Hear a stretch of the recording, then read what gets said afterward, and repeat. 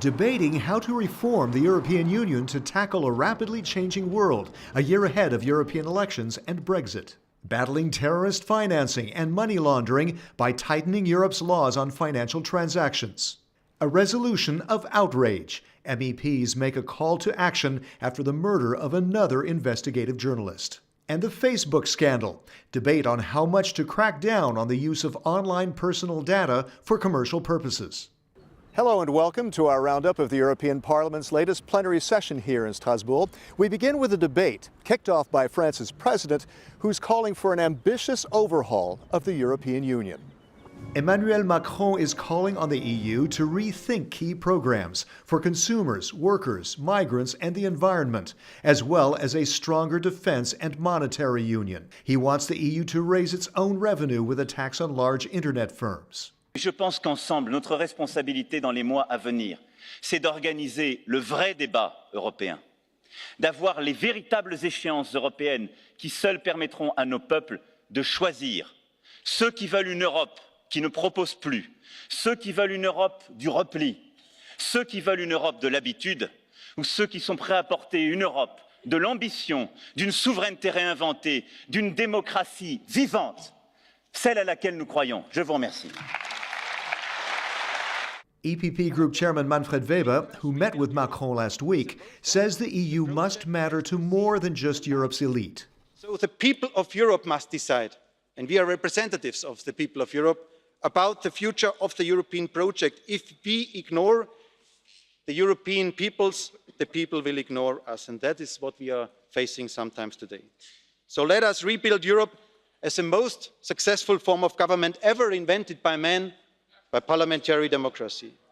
And I know this idea is not welcomed by everybody, but we have to overcome our trauma. Since 2005, we are discussing more about red lines and not enough about ambitions.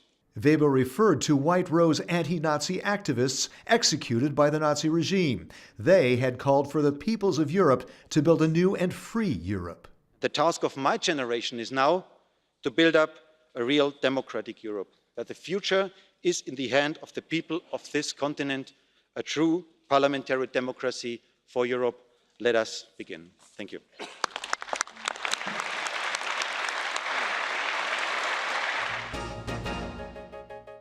Next, the battle against money laundering and its ties to terrorism. The European Parliament has approved legislation that would tighten the screws on things like cryptocurrencies and prepaid cards. It's all about keeping dirty money out of the EU, and it's not easy these days with a digital banking system that crosses borders. The EPP Group's Christianis Karinc is co-author of the legislation and a former economy minister.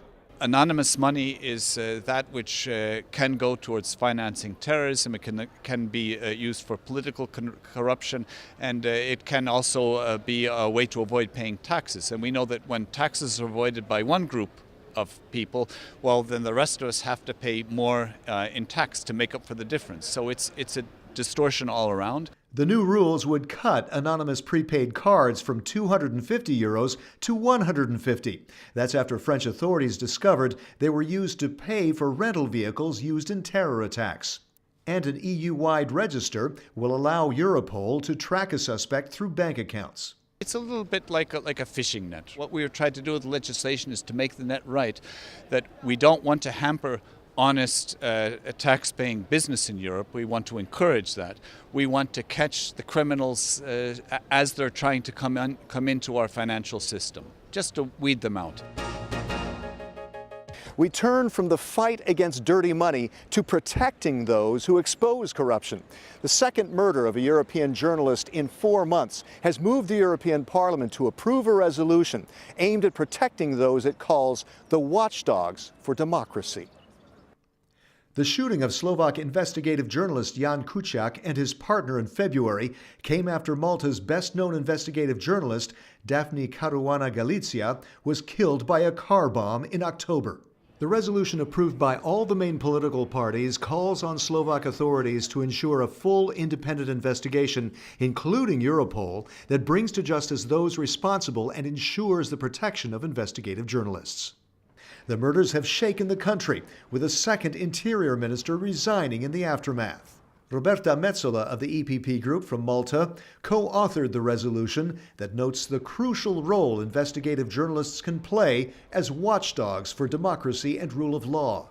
We were looking for maximum impact. Why? Because if you have two murders of political journalists in two different member states in the European Union, the message has to be as loud as clear that we stand to protect journalists in order for them to expose the corrupt and the politically tainted, and for them to work with full protection. We have seen thousands and thousands of Slovaks in the street, which we stand with them, and they are asking for protection by law enforcement authorities. They have no trust in their government. They have no trust that their leaders can lead them out of this mess.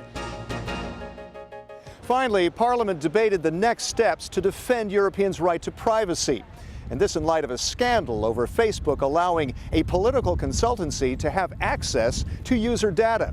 And we're just a month away from a new data protection law. The scandal over Cambridge Analytica accessing millions of Facebook users' data outraged many Europeans. The UK-based company worked for political campaigns, including that of US President Donald Trump.